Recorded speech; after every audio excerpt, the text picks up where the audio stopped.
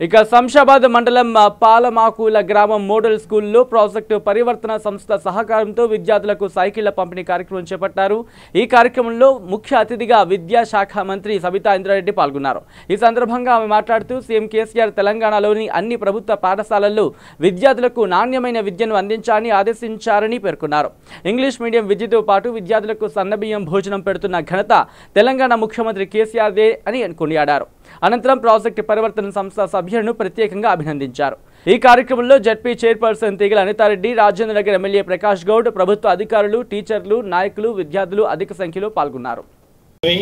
సందీప్, నిషిత్, ప్రకాష్, లక్ష్మణ్, వినోద్ కుమార్, గీత, నందిని, సాయి చరణ్, శ్రీకాంత్ విద్యార్థులు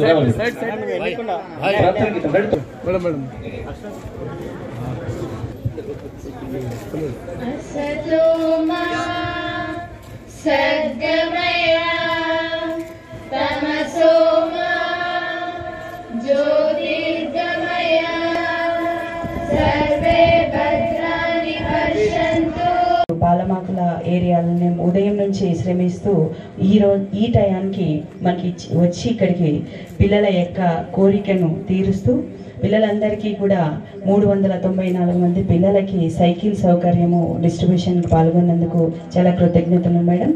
అదేవిధంగా పిల్లలందరినీ కూడా సైకిల్ పంపుతారని నేను కోరుకుంటున్నాను। సో ఈ అవకాశం ఇచ్చినటువంటి ప్రతి ఒక్కరికి నమస్కారం చేస్తూ మొత్తం మనకు చేసినటువంటి ప్రతి ఒక్కరికి నమస్కారం తెలియజేసుకుంటూ ఈ అవకాశం ఇచ్చిన ప్రతి ఒక్కరికి మరి నమస్కారం చేసుకుంటూ విరమిస్తున్నాను। Thank you.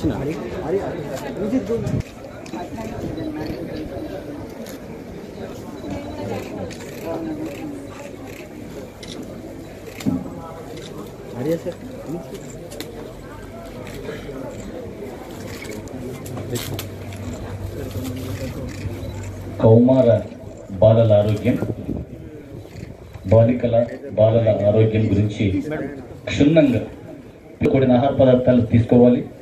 ఏ పదార్థాలు తింటే పిల్లలు గట్టిగా ఉంటారు అన్న thank you sir, thank you madam.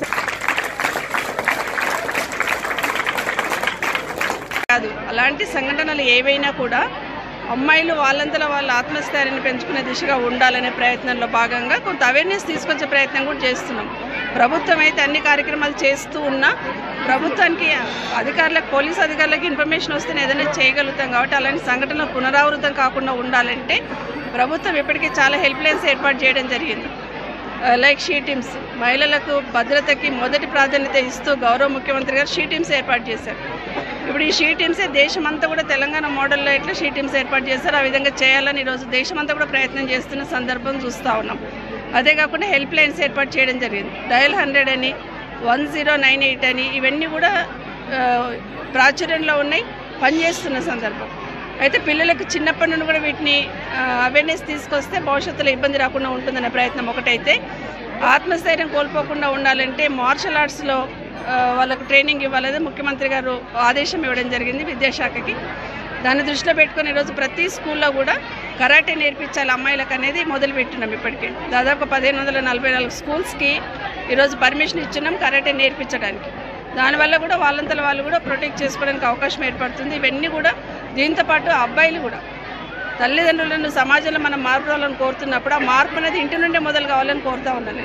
ఇంటి నుండి మొదలు కావాలంటే అమ్మాయి అబ్బాయి అని కదా, అమ్మాయికి జాగ్రత్తలు ఎట్లా చెప్తున్నామో అబ్బాయికి కూడా సంస్కారం నేర్పించాలి, మహిళల పట్ల అమ్మాయిల పట్ల గౌరవంగా ఉండేటట్టు ఉండాలని అబ్బాయికి కూడా చెప్పాల్సిన అవసరం ఉందని తల్లిదండ్రులు